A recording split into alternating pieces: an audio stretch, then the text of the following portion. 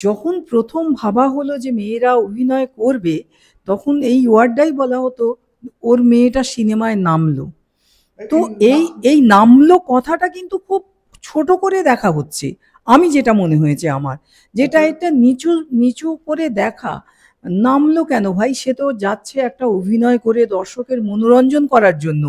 কিন্তু প্রথম দিকে যে যাদের আমরা পেয়েছি, তারা হয়তো এরকম বিভিন্ন পল্লী থেকেই তারা উঠে গিয়েছিল, যৌনকর্মী পল্লী মানে থেকে। তাদের মধ্যে যথেষ্ট প্রতিভা যারা ছিল। নটি ছিলেন সে অভিনেত্রী। হ্যাঁ, বিভিন্ন সময় আমরা অমুক দেবী তাদের বলে তাদের সম্বোধন করা হতো।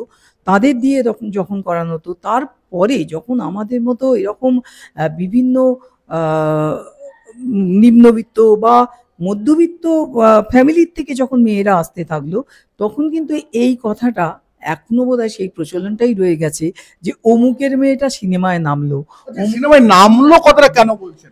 নামলো, নামলো এটা তো হয়ে এসেছে। তার মানে এর ব্যাখ্যাটা সেই একই অর্থে তাকে নিয়ে যাচ্ছে, তাকে সম্মান দেয়া হচ্ছে না। সে অর্থাৎ সে পতিত হলো, সে নিচে নামলো। এইরকম ধরনের একটা মানসিকতা থেকেই কিন্তু এই ওয়ার্ডটা এসেছে। এই নামলো কথাটা কেন বলবে? একদম কেন একদম। হবে?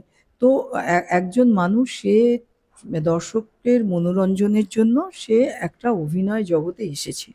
তাহলে এই কথাটা কিন্তু দীর্ঘ বছরের কথা, এখনকার বলে নয় যে নামলো। এই হিসাবে করে আমরা তো বলি না যে সে লেখাপড়ায় পিএইচডি তে নামলো, আমরা হচ্ছে পিএইচডি করতে গেছে। হ্যাঁ। এটা একটা গর্বের সঙ্গে আমরা বলি যে ওর ছেলে পিএইচডি করছে, কি ওর মেয়ে পিএইচডি মানে করছে। এই নামলো কথাটা কি? ডাক্তারি ডাক্তারি করতে গেছে, ডাক্তারি পড়ছে। তাহলে নামলো কথাটা ইউজ করা হবে কেন? যে অভিনয়ে নামলো, সিনেমায় নামলো, নাটক করতে নামলো। নামলো কথাটা তাহলে কি অর্থে ব্যবহার করা হচ্ছে? মানে এইটাই আবার প্রশ্ন। আমি প্রশ্নটা তুললাম, আপনারা আরো অনেকের সঙ্গে আলোচনা করুন। আমার মনে হয়েছে এটাকে খুব খারাপ চোখে দেখা হতো বলেই কিন্তু এই নামলো কথাটা মানে এসেছে। এটা অনেকের সঙ্গে আলোচনা করলেই আপনি বুঝতে পারবেন। এক সময় যে সমস্ত মেয়েরা অভিনয় ক্ষেত্রে নেমেছে তারা মূলত তো মূল স্রোতের থেকে আসা মেয়ে এরকম তো কম রয়েছে। তারা তো বিভিন্ন পল্লী থেকেই।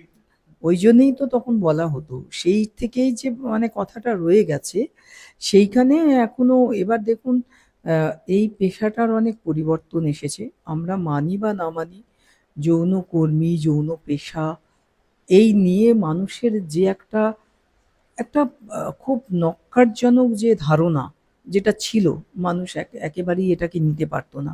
সেটা আজকে দীর্ঘ বছরের আন্দোলনের ফলে প্রয়াত ডাক্তার সরোজিৎ জান